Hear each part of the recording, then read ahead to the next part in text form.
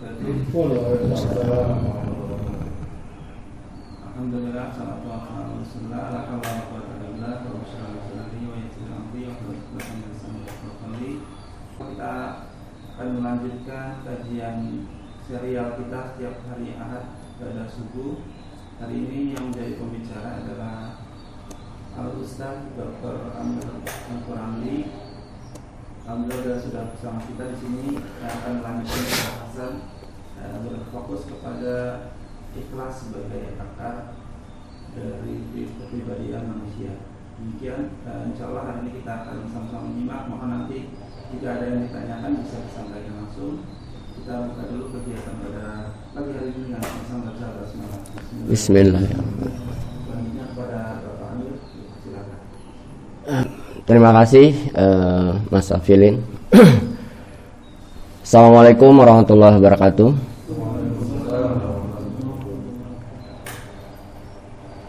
Bapak-bapak sekalian jamaah MRJ yang saya muliakan, dan insyaallah juga mendapat kemuliaan dari Allah SWT,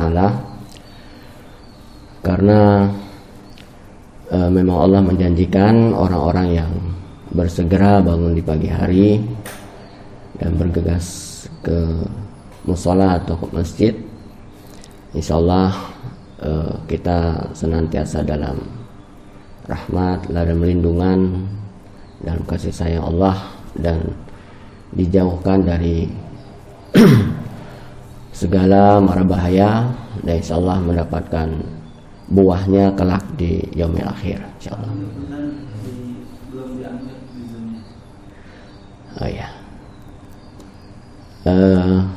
Baik Bapak-bapak sekalian, jadi ini kebetulan ya saya yang menjadi pemateri di minggu keempat seperti biasa, dan yang saya kira nanti pemateri lain ada Pak Abdul Basit, ada Pak Rimun, ada Pak Rahmat Rosadi ya, yang juga senior dan guru-guru kita semua. Mudah-mudahan Bapak dan Ibu juga nanti bisa hadir. Terkait dengan materi saya, sebenarnya juga materi ini sifatnya masih belajar, jadi mohon juga nanti ada masukan dari Bapak sekalian terkait dengan model pengembangan sumber daya manusia yang saya buat sebagai bagian dari disertasi saya ya. Jadi di pertemuan pertama sudah saya jelaskan tentang model tersebut yang bersumber dari Quran surat Ibrahim ayat 24. Alam tara kaifa zaraballahu masalan kalimatan thayyibah kasajaratin asluha sabitu wa faruha fis samai. Jadi dalam konsep pengembangan sumber daya manusia, saya mengambil pijakan dari pohon, ya, pohon yang baik. Pohon itu punya akar, punya batang, punya buah dan daun. Nah, jadi kualitas manusia ini itu kita ikut dari irama sunatullahnya Allah, menciptakan pohon yang baik, memiliki akar yang kuat, batang yang terus bertumbuh, dan dia tidak hanya seperti itu dalam setiap musim, dan pada saat-saat paling penting dia berbuah, dan buahnya itu bermanfaat bagi kehidupan. Dan ternyata sebelum saya mengeluarkan teori ini juga saya di dunia ilmiah ya, ternyata sudah ada juga tuh yang disebut dengan tree model ini ya, konsep meningkatkan kinerja produktivitas berbasis kepada tree model ya, jadi sudah ada sandaran secara ilmiah. Nah, ini pada sesi keempat kita bahas akarnya, masih di akar sebetulnya. Kita bahas di akarnya terkait dengan menumbuhkan ikhlas sebagai akar kepribadian manusia. Jadi kalau dalam Islam, ikhlas itu adalah salah satu bagian akar ya. Kalau kita tahu bahwa fungsi akar pada pohon tadi untuk menumbuhkan, maka ikhlas itu tentu untuk menumbuhkan keimanan manusia, menumbuhkan kebaikan-kebaikan pada manusia itu berbasis kepada akar. Jadi kalau dilihat dari dari PPT ini ada akar, ada batang, ada buah dan daun. Maka kalau berhubungan dengan nilai-nilai keimanan, maka ikhlas itu menjadi akar, syukur itu menjadi batang yang bertumbuh, ya. Karena dalam syukur ada pertumbuhan, dalam syukur ada bertambah. Bersyukurlah maka aku tambah nikmatku. Jadi bersyukur itu hidup, ya. Kalau ikhlas itu dia menancapkan kekuatan, ya. Kalau yang pembahasan minggu lalu kita ikhlas itu kekuatan ada pada asikoh billah, ya. Asikoh billah itu adalah ya sudah, saya serahkan diri saja kepada Allah. Nah, disitulah kemudian timbul keikhlasan. Logikanya nggak mungkin. Ya udah, saya serahkan diri pada Allah. Ya itu kan kalau dalam kisah di Al-Quran mungkin dimulai dari ibunda Nabi Musa, ya, ketika menghanyutkan Nabi Musa di lautan, ya. Itu kan disindir dalam Al-Quran bahwa bagaimana ibunda Nabi Musa kemudian ini secara logika pasti bayi ini akan hanyut, ya, akan hilang. Tapi kemudian Allah berfirman, serahkan semuanya kepada Allah. Allah yang mengaturnya. Allah yang mengatur semua kebaikan kita. Karena sekarang, karena di era kita ini tidak ada lagi yang namanya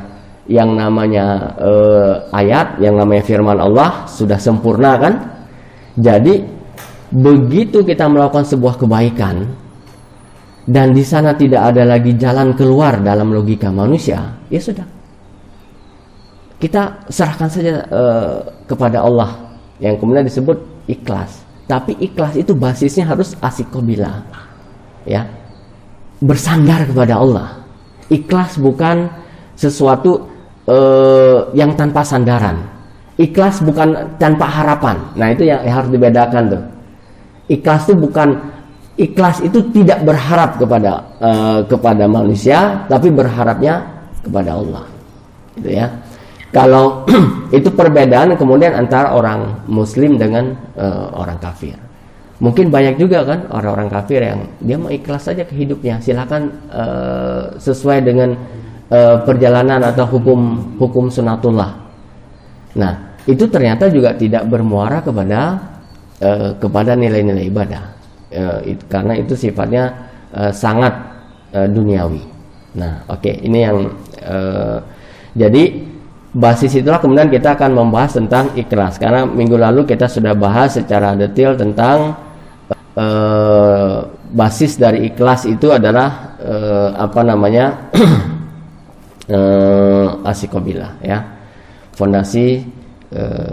Jadi kalau saya sebut tadi dalam model itu akar itu sebagai keyakinan, ya, wujud akar pohon pada diri manusia itu adalah belief system, keyakinan. Jadi akar manusia itu adalah keyakinan, yaitu asikobillah itu, ya, kalau dibahasakan agamanya. Kemudian batang yang bertumbuh itu kalau dalam nilai-nilai keimanan adalah kesyukuran.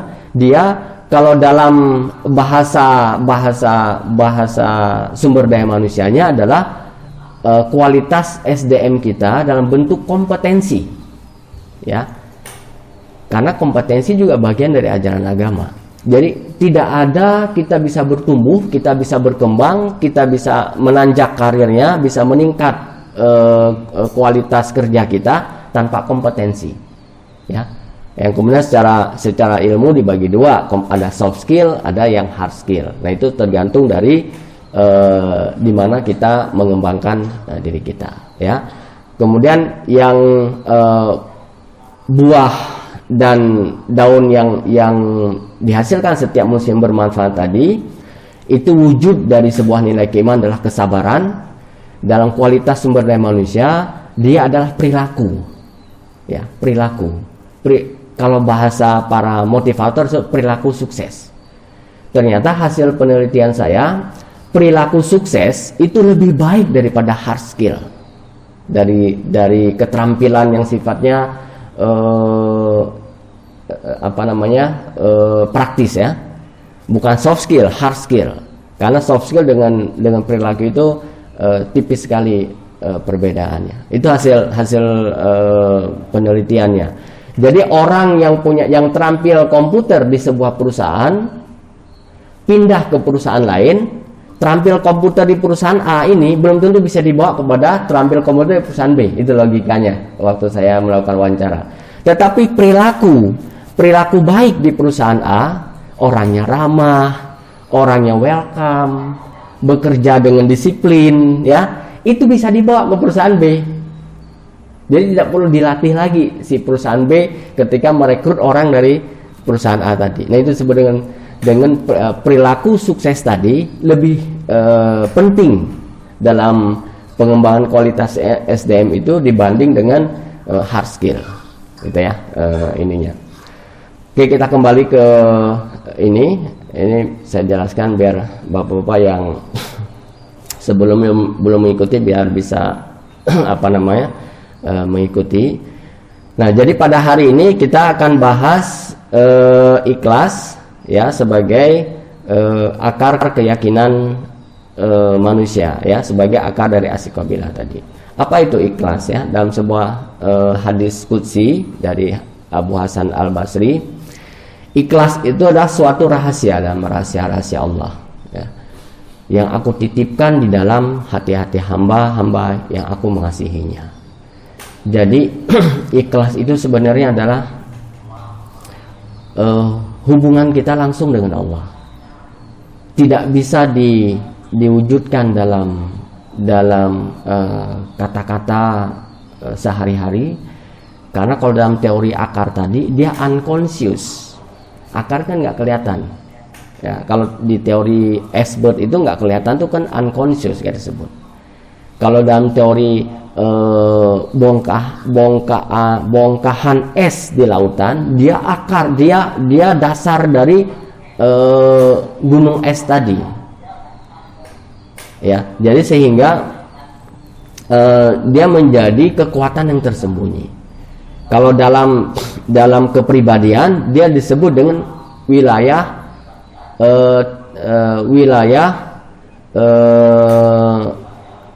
tidak sadar, wilayah bawah sadar. Nah, wilayah bawah sadar. Dia kekuatan wilayah bawah sadar. Jadi dia bukan ungkapan, saya ikhlas loh. Nah, itu kan wilayah sadar. Saya ikhlas kok. Nah, itu wilayah sadar.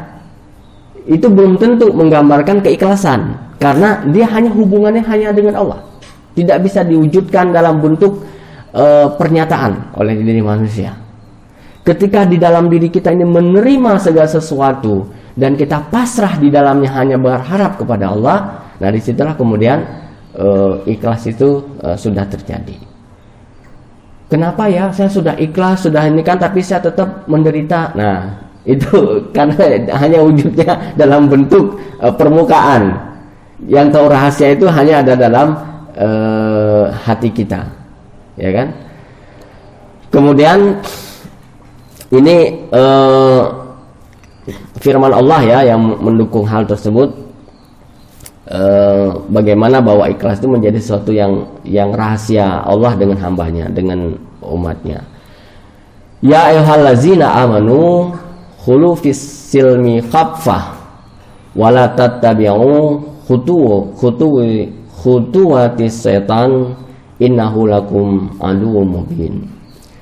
Jadi memang basisnya tadi adalah berimanlah, wahai orang-orang beriman, masuk ke dalam Islam secara kafah, ya, secara keseluruhan, dan janganlah kamu mengikuti langkah-langkah setan, sungguh ia musuh yang tak bagimu. Jadi untuk membangun basis keikhlasan dalam diri kita ini, pertama kita berislam harus secara kafah, ya. Jangan mengambil puzzle-puzzlenya saja. Kalau Islam itu dianggap ada 10 puzzle, kita hanya mengambil 6 puzzle-nya yang menguntungkan kita. Dari 6 itu yang menguntungkannya diambil, gitu ya. Seperti permintaan dulu orang Mekah ketika Futu Mekah, ya, penaklukan Mekah. Ya Rasulullah, kami semua masuk dalam Islam, kami sudah ikut dengan ajaranmu, tapi tolong satu patung saja tinggalkan sebagai kenang-kenangan nenek moyang, kan? Nggak bisa. Jadi itu semua harus dihancurkan. Tidak ada satu kesyirikan pun ada di sana, meskipun itu dicampur dengan keimanan. Ya, yang kita bahas kemarin mungkin contohnya orang-orang yang masih berziarah ke kuburan, bukan mendoakan si mayat agar terbebas dari siksa kubur, tapi malah dia bermohon kepada si mayat, malah memohon kepada mayat agar dia menjadi dirinya, macam-macam lah permintaan ya. Tolong anakku bulan depan akan ikut tes kenaikan kelas, semoga engkau mendengar. Ya kan, itu sudah nggak boleh. Apalagi kemudian bawa tanah gitu ya. Nah itu nggak boleh. Itu sama dengan permintaan orang Mekah dulu itu yang meninggalkan sedikit saja kenang-kenangan nenek moyangnya, bahwa mereka pernah menyembah Lata, menyembah Huza ya kan di sana. Itu nggak boleh. Yang disebut dengan kafah keseluruhan itu, kita terima Islam ini dalam keadaan senang dan bahagia.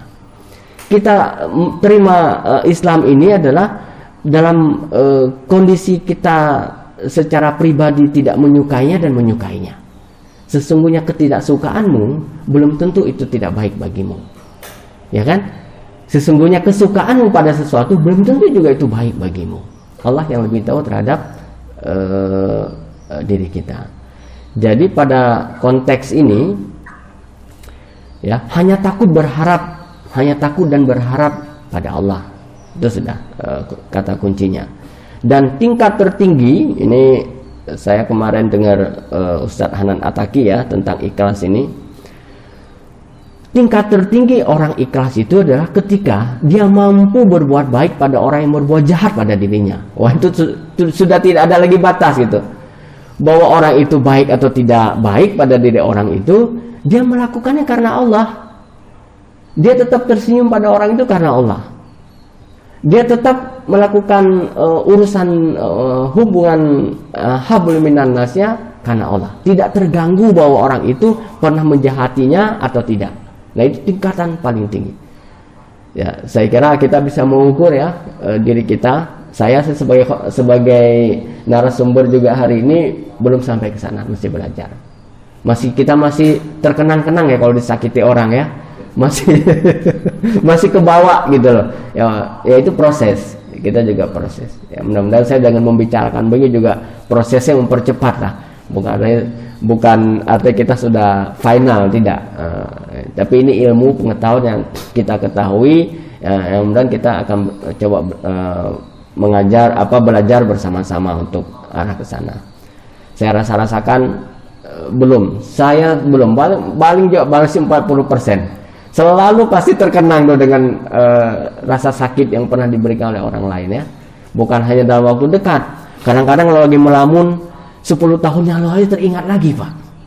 Ya, padahal kita sudah baik sama dia, sudah berteman lagi, tapi tiba-tiba ketika misalnya ada kasus sedikit langsung terkenang lagi. Memang orangnya begitu tuh. Dari dulu juga dia menyakiti saya. Dulu 10 tahun yang lalu, wah jadi ingat semua kan.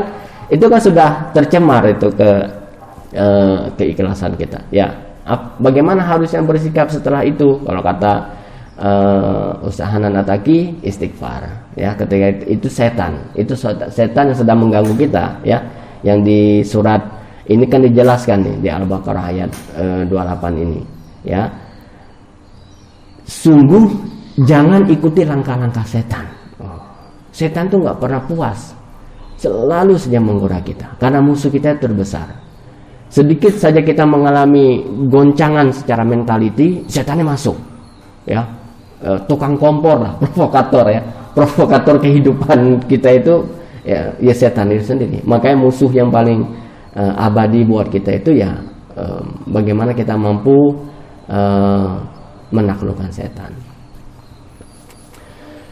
Jadi ikhlas inilah yang kemudian menjadi fondasi buat pengembangan takwa kita, mulai dari berislam. Kan lapisan pertama kita berislam, kemudian kita menjadi seorang muslim. Ya, muslim ini orang yang menjalankan semua perintah-perintah Islam. Ya, rukun imannya, rukun Islamnya dilaksanakan itu pada tingkat kita sebagai muslim. Dari muslim ini kemudian kita naik menjadi seorang mukmin, ya, dari mukmin ini nih, mohon di ini ya Mas Afidin kalau saya levelnya salah, menjadi seorang mukhlis. Nah, mukhlis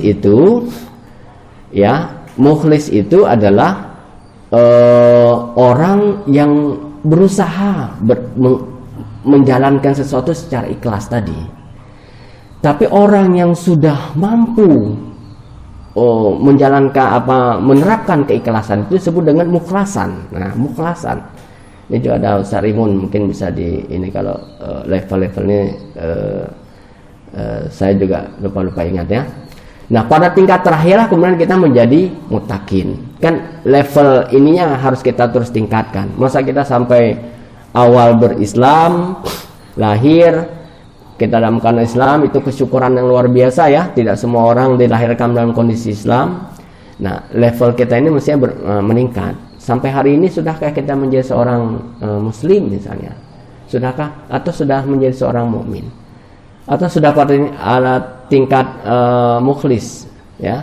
Atau sudah sampai kepada muttaqin?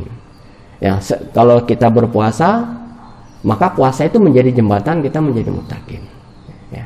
Hai orang beriman, tapi basisnya pada orang beriman, basis pada muttaqin tadi. Muttaqin menjadi mukmin menjadi muttaqin.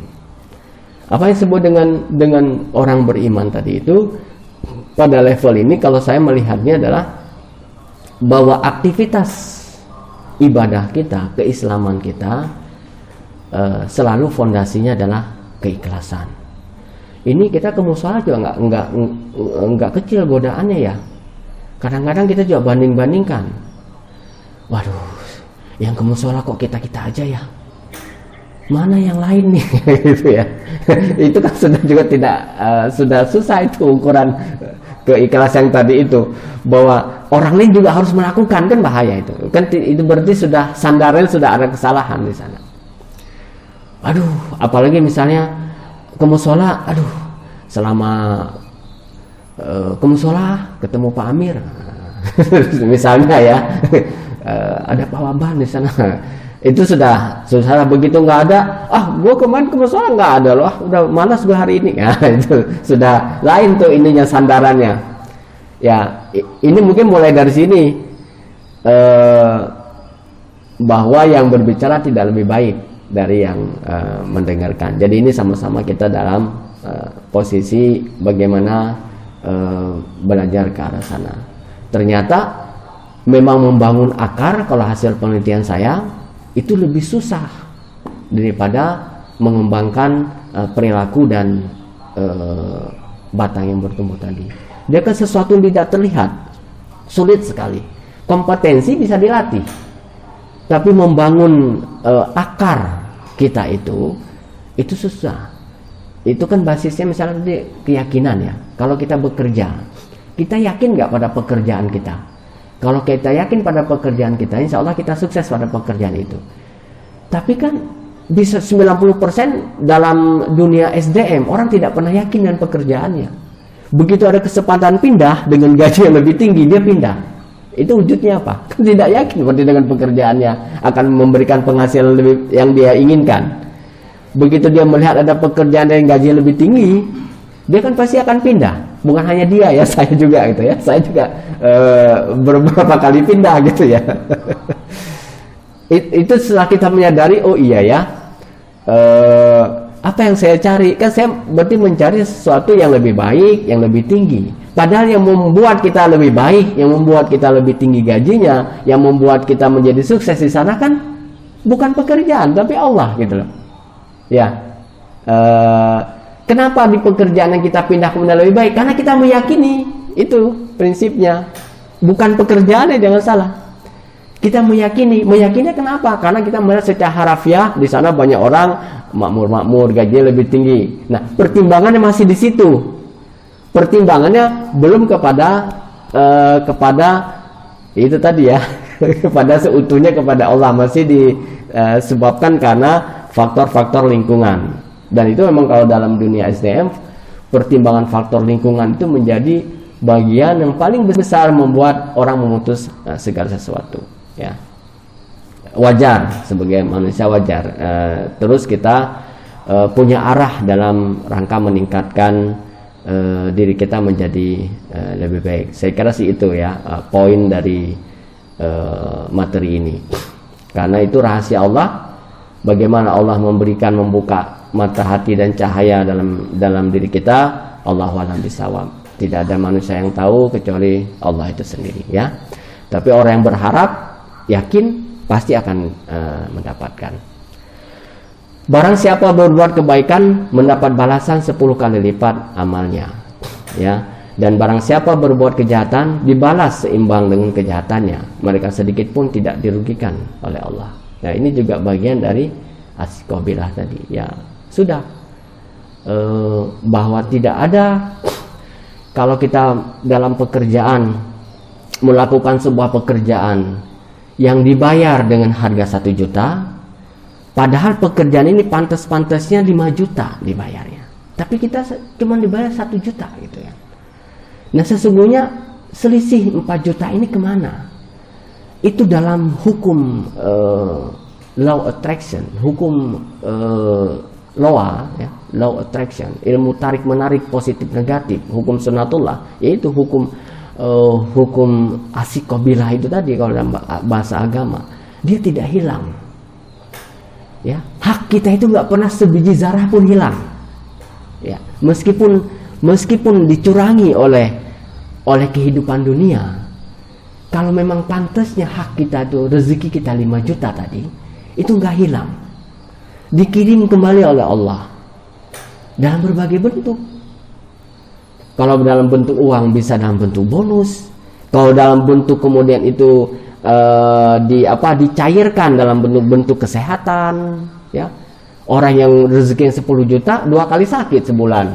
Uangnya setelah 2 kali sakit tinggal 1 juta juga. Nah, hak dia sebenarnya cuma 1 juta. Kita yang dibayar 1 juta tadi itu dalam sebulan tidak mengeluarkan apapun, ya. Ternyata 1 juta itu menjadi rezeki yang mencukupi semuanya, karena tidak ada pengeluaran darurat, ya. Cukup semuanya. Itu kan juga bagian dari cara Allah mengirimkan kembali hak kita, dan kemudian dimudahkan.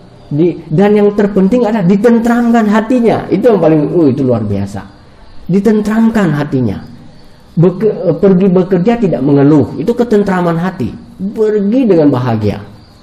Memang kita semua berangkat di pagi hari jam 5 itu semua dengan kesenangan pergi bekerja, coba rasakan. Terpaksa ya kadang-kadang Pak ya. Terpaksa banget. Aduh, kalau saya nggak berangkat nih gimana nih, marah nanti atasan, marah ininya nggak dapat. Wah, itu kan sudah lain itu urusannya berarti. Nah, ada orang yang dia pergi saja berangkat. Dia berangkat jam 4 tidak pernah mengeluh, dan sholatnya masih tetap bisa dia laksanakan. Tidak ada kebahagiaan. Kadang-kadang kita bingung, ini orang nggak punya rasa atau gimana? Enggak, semua orang punya rasa, tapi ditentramkan oleh Allah.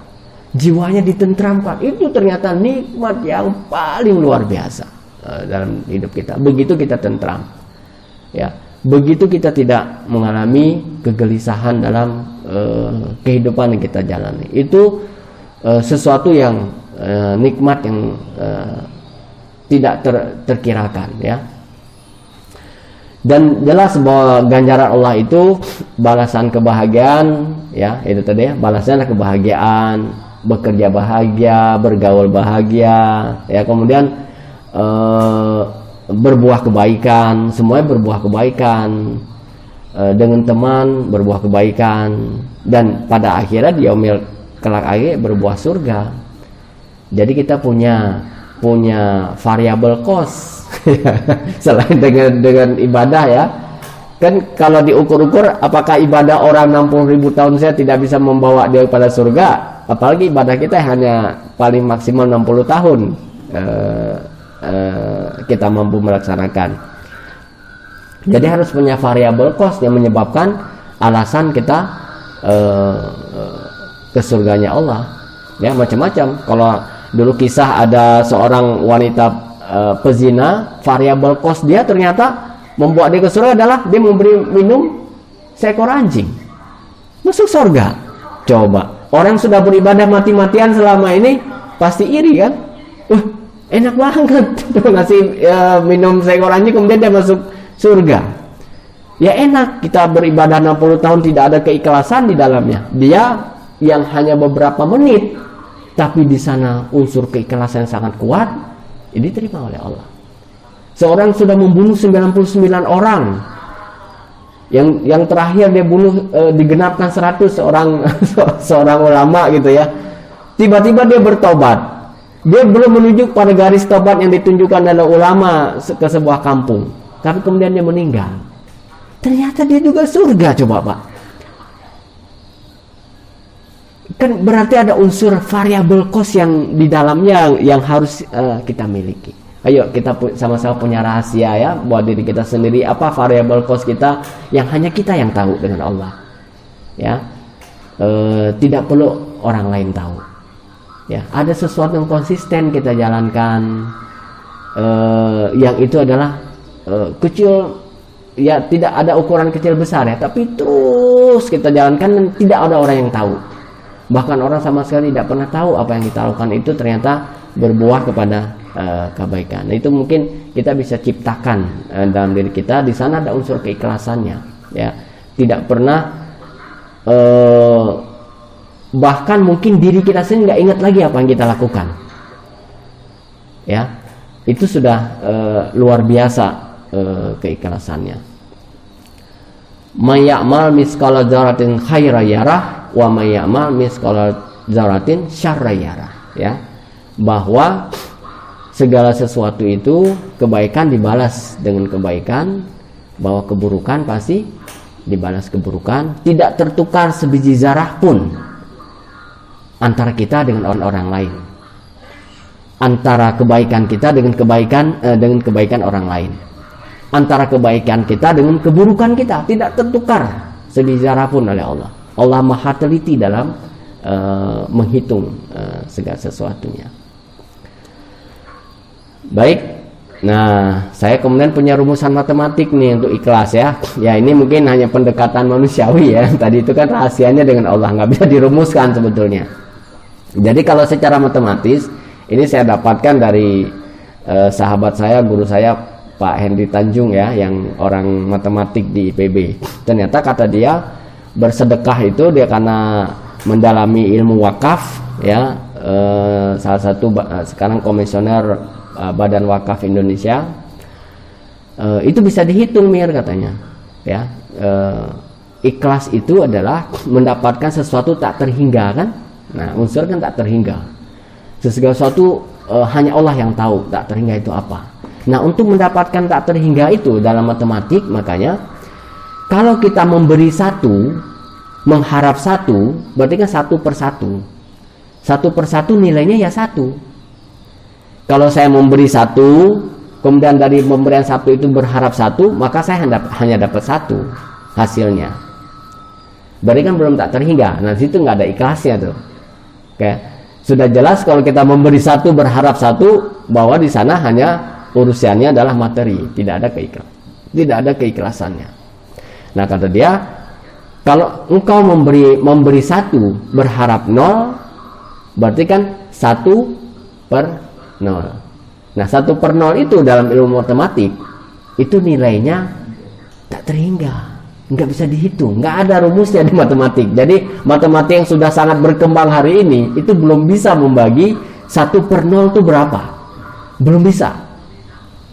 Ya, kalau 0/1 kan masih bisa. Memberi 0 harap 1, ya nggak ada apa-apa, nggak memberi tapi berharap ya dapatnya 0 pasti. Ya. Tapi kalau memberi kemudian tanpa berharap, itu tak terhingga nilainya. Nah itu unsur ikhlas ya, kalau pendekatan secara matematisnya, secara logika, bahwa berilah dan jangan berharap. Berharapnya kepada Allah saja, tidak kepada manusia. Jadi jangan sampai muncul kata-kata lo gimana sih? Kemarin kan gue udah ngasih ke lo, sekarang lo pelit banget sama gue. Nah, itu berarti kita ada harapan dari pemberian kemarin kan gambarannya. Nah, tapi sudah ketika kita hari ini memberi dan besok oleh orang yang sudah pernah kita beri kita tidak diberi, kita tidak ingat kita pernah memberi, nah itu ikhlas banget itu udah. Ya, itu takaran pendekatan kita lah sebagai manusia. Tapi Allah walam, segalanya kan rahasia Allah. Tapi kalau secara rumusannya begitu, ketika kita merasa bahwa kita tidak pernah memberi ke dia dan dia tidak memberi kita hari, kita kan tidak terjadi apa-apa. Ya sudah, kita terima saja.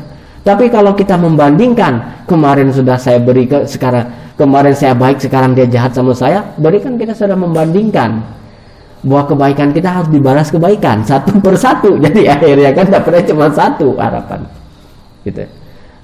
Ini saya kira ketika saya menerima rumus ini, iya ya, masuk akal banget gitu ya. Karena matematik itu kan ilmu Allah ya. Hanya Allah yang membuka tabirnya. Ketika orang membuat persamaan bisa dipecahkan, itu tabirnya dibuka ada Allah. Tapi sampai hari ini 1/0 itu nggak bisa terjawab oleh ilmu matematik. Tabirnya nggak dibuka sama Allah. Karena itu rahasianya Allah, gitu ya. Ininya apa namanya? Logikanya seperti itu. Ya, jadi keikhlasan itu kalau dalam pendapat atau ininya Ustadz Hanan Attaqi ini, saya sebenarnya penggemar Ustadz Hanan Attaqi ini ya. Jadi tiap hari dengerin ceramah dia aja. Ininya keikhlasan bisa membuat amal yang kecil bernilai besar. Oh, itu kan kata-kata luar biasa. Tengku Hanan Attaqi, orang Aceh juga. Saya merasa senasib sama dia. Tapi Tengku dia di depan cocok karena dia ulama. Tengku itu kan untuk dia ustadz, punya ilmu agama. Saya nggak cocok Tengku yang depan, jadi saya taruh tengah-tengah. Merasa Tengku enggak, merasa orang biasa-biasa banget juga enggak lah, ada ilmu sedikit-sedikit gitu. Jadi Tengku ya tengah. Amir Tengku Ramli, pada bingung itu orang Aceh, kenapa kamu jadi Amir Tengku Ramli, dari mana usulnya? Ya gitulah saya bilang.